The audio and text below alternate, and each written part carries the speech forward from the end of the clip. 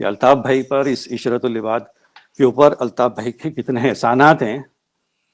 یہ وہ شخص ہے، اس نے اپنے قرآن کے حلف کی نافرمانی کی ہے، روگردانی کی ہے، اس سے منکر ہوا ہے. یعنی کہ اس کو جانتا کون تھا؟ یہ ہو جائے، یہ جتنے بھی ہو جائیں، کس نے نام مقام شہرت دی؟ یہ سارے کے سارے اس کو جب الطاف بھائی نے کہا 7 ستمبر 2015 کو الطاف بھائی پر لاہور ہائی کورٹ سے غیر آئینی غیر قانونی پابندی لگی، جو آج تک قائم ہے، برقرار رکھی ہوئی ہے اس ریاست نے، اس فوج نے. تو اس بےغیرت نے استعفیٰ نہیں دیا تھا.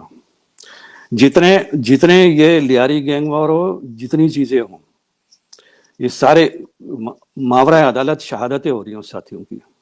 الطاف بھائی پہ غیر آئینی غیر قانونی پابندی لگی ان کی 13 تقریر پر 7 ستمبر 2015 کو. اس بےغیرت نے استعفیٰ نہیں دیا، اس کو کہا گیا اس نے استعفیٰ نہیں دیا، اس عشرت العباد نے. جب فوج نے اس کو کہا کہ بھائی تو اب استعفیٰ دے، اس نے فوج کے کہنے پہ استعفیٰ دیا ہے. اس نے الطاف بھائی کے اوپر جو غیر آئینی غیر قانونی پابندی لگی ہے اس پہ استعفیٰ نہیں دیا.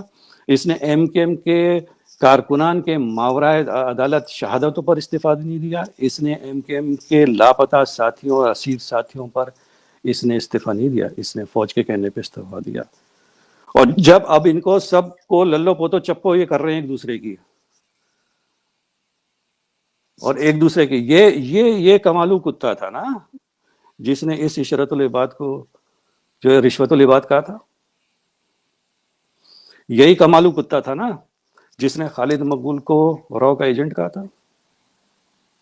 یہی کمالو کتا تھا نا جس نے فاروق ستار کے متعلق کہا تھا. پھر یہ بعد میں سب یہ مل گئے. تو ہم کو نہ صرف اپنی آنکھیں کھلی رکھنی ہیں اس نئے عسکری سازش کے خلاف، بلکہ ہمیں آگاہ بھی کرنا ہے عوام کو. ہم کارکنان تو آگاہ ہیں مثال کے طور پہ، تو ہمیں عوام کو بھی آگاہ کرنا ہے کہ یہ نیا ٹولہ جو تشکیل دیا جا رہا ہے یہ منکرین حلف قرآن ہیں، اور یہ الطاف بھائی کے ساتھ نہیں ہے.